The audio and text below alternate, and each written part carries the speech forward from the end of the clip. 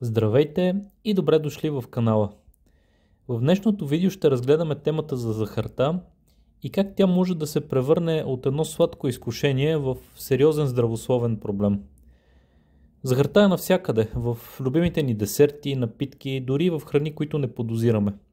Но какво всъщност представлява рафинираната захар и как точно влияе на нашето тяло? Нека първо разгледаме какво представлява рафинираната захар. Тя е продукт, получен чрез обработка на сурови захари, като например захарна тръстика или цвекло. При тази обработка се премахват всички естествени хранителни вещества, като например фибри, витамини и минерали, оставяйки само чиста захароза. Тази форма на захар няма никаква хранителна стойност, тя доставя само празни калории. Нека разгледаме и какво всъщност се случва в тялото ни, когато консумираме захар. Когато приемаме захар, тя преминава през няколко етапа на обработка в нашето тяло. Първият етап е абсорбация в кръвта. След консумация, захарта се разгражда на глюкоза и фруктоза в червата, като глюкозата веднага се абсорбира в кръвта, което води до повишаване на нивата на кръвната захар. Следва реакция на инсулина. Панкреасът отделя инсулин, хормон, който подпомага транспортирането на глюкозата от кръвта към клетките. Там тя се използва като енергия или се складира като гликоген в черния дроб и мускулите. Следват енергийни пикове и спадове. Рафинираната захар причинява бързо повишаване на кръвната захар, което дава кратък енергиен пик, но след това нивата спадат рязко, оставяйки ви уморени, гладни и често раздразнителни. Какво се случва с излишъкът от захар?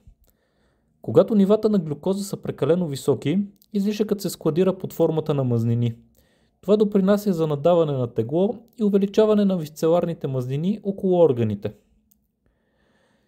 Влияние върху мозъка. Захарта стимулира освобождаването на допамин, хормонът на удоволствието или щастието, и това създава усещане за награда и може да доведе до зависимост, защото мозъкът започва да търси повторно това усещане. Също така тя може да причини възпаление и оксидативен стрес.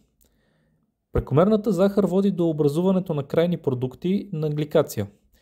Те увреждат клетките и ускоряват стареенето, като това допринася за хронични възпаления, които са основен фактор за много заболявания.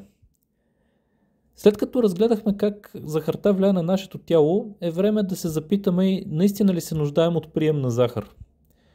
Често се смята, че захарта е необходима за енергия, но това не е точно така. Глюкозата е важна, но не е нужно да идва от рафинирана захар. Тялото може да излича глюкоза от сложни въглехидрати, като пълнозърнести храни, зеленчуци, бобови култури и други. Натуралните захари също така са напълно достатъчни и захарта, която се съдържа в плодовете, зеленчуците и млечните продукти, е напълно достатъчна, за да задоволи нуждите на организма. Нека разгледаме кои са и болестите, които са най-често свързани с прекомерен прием на захар. Диабет тип 2. Честата консумация на захар претоварва панкреаса, който с времето може да намали способността си да произвежда достатъчно инсулин. Това води до инсулинова резистентност, което е състояние, при което клетките не могат ефективно да използват глюкозата. Също така тя може да доведе и до сърдечно-съдови заболявания.